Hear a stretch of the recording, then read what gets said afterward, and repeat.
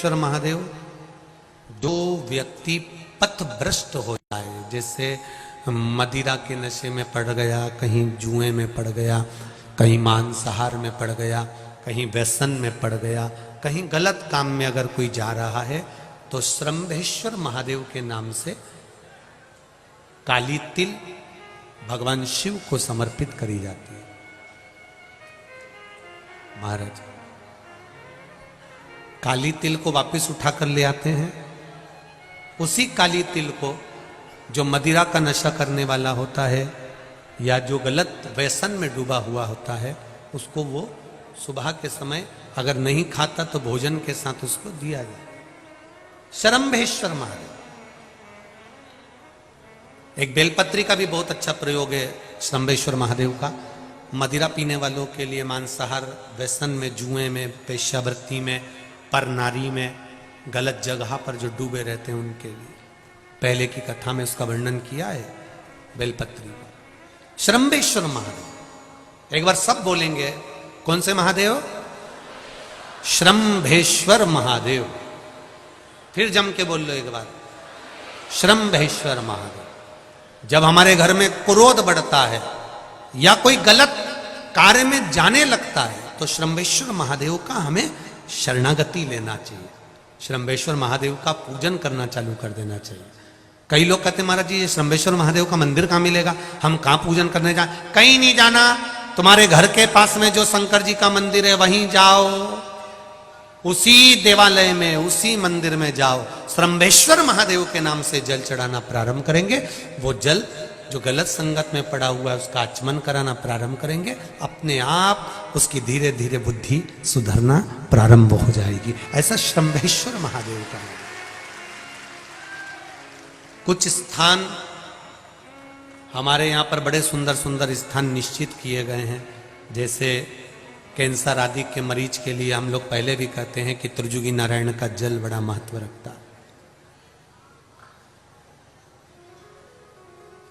जिसका शरीर या जिसको एक पत्र आया है कि किसी को मिर्गी का झटका आना चालू हो गया था।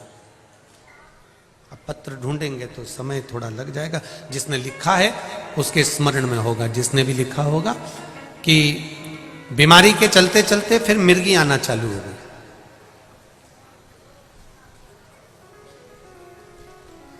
जिसने भी लिखा है वो दोनों हाथ एक बार हिला देना। जिसके लिए भी लिखा हुआ वो इतना ध्यान नहीं आ रहा, तो उनको मिर्गी का झटका आना प्रारंभ हुआ।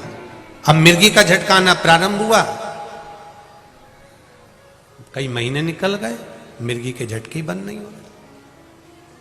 तब उन्होंने पत्र में लिखा है कि श्रंभेश्वर महादेव का आपने जो वर्णन करा था 31 बेलपत्र वाला, गुरुजी हमने वो 31 बेलपत्र वाला प्रयोग करना प्रारंभ करा।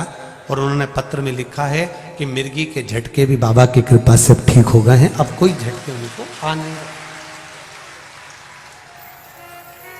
श्रंभेश्वर महादेव का जो वर्णन है, श्रंभेश्वर महादेव का जो गुणगान है, ये कोई साधारण नहीं है।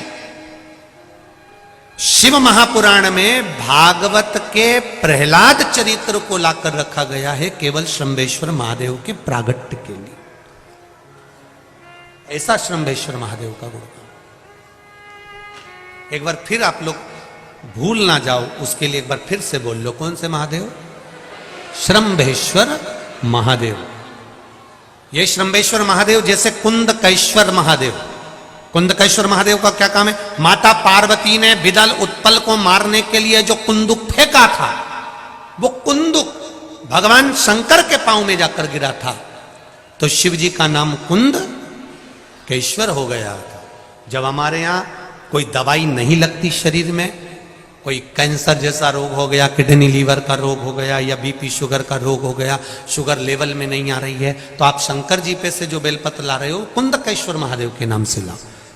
दवाई खाओ, डॉक्टर को दिखाओ, सारी जांचें कराओ, डॉक्टर के अनुसार चलो, डॉक्टर जैसा बताए वैसा करो, पर उस दवाई को भी शिव जी से कहकर कि बाबा कुंदकेश्वर महादेव का नाम लेकर उस दवाई को भी हम कुंदकेश्वर महादेव का प्रसाद समझकर पाना प्रारंभ करो, धीरे धीरे आराम लगना प्रारंभ होगा। कुंदकेश्वर महादेव रोग मुक्ति के लिए होते हैं और श्रंभेश्वर महादेव, बोलो बोलो जरा जम के, व्यसन की समाप्ति के लिए।